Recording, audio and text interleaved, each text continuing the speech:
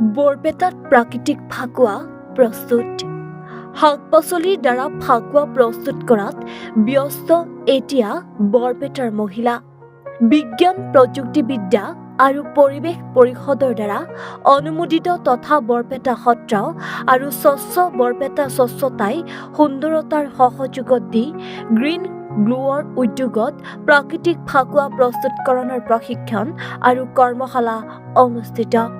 প্ৰাকৃতিক ফাকুৱাত কোনো ধৰণৰ কেমিকেল নাথাকে।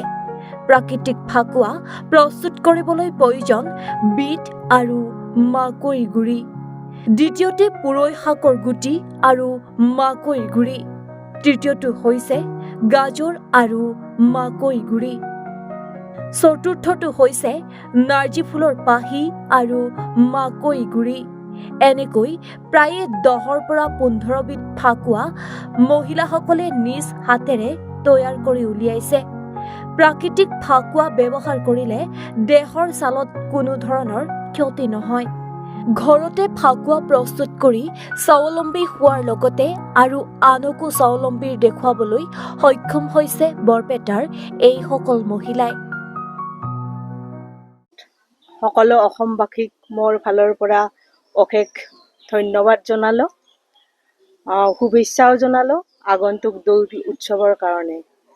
ইয়াত আমাৰ বৰপেটা সত্ৰত এইবাৰ প্ৰথম এটা নতুন বস্তু আৰম্ভ কৰা হৈছে, সেইটো হৈছে প্ৰাকৃতিক ফাকুৱা। প্ৰাকৃতিক ফাকুৱা কেনেকৈ উৎপন্ন কৰা হয় সেই বিষয়ে মই অকণমান ক'ব বিচাৰিছোঁ। আমাৰ ইয়াত যোৱা 9 তাৰিখৰ পৰা আৰম্ভ হৈছিল দ্য গ্ৰীণ গ্ল'বেলৰ তত্বাৱধানত প্ৰাকৃতিক ফাকুৱাৰ কৰ্মশালা।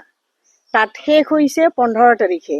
ইয়াত 20 গৰাকী মহিলাই অংশগ্ৰহণ কৰে। প্ৰতিগৰাকী নিষ্ঠা সহকাৰে কাম কৰিছিল আৰু ইয়াৰ দ্বাৰা সকলো অসমবাসীকে মই জনাব বিচাৰোঁ যে আপোনালোকেও প্ৰাকৃতিক ফাকুৱা ব্যৱহাৰ কৰিব, কাৰণ প্ৰাকৃতিক ফাকুৱাত কোনো ধৰণৰ কেমিকেল আমি ব্যৱহাৰ কৰা নাই।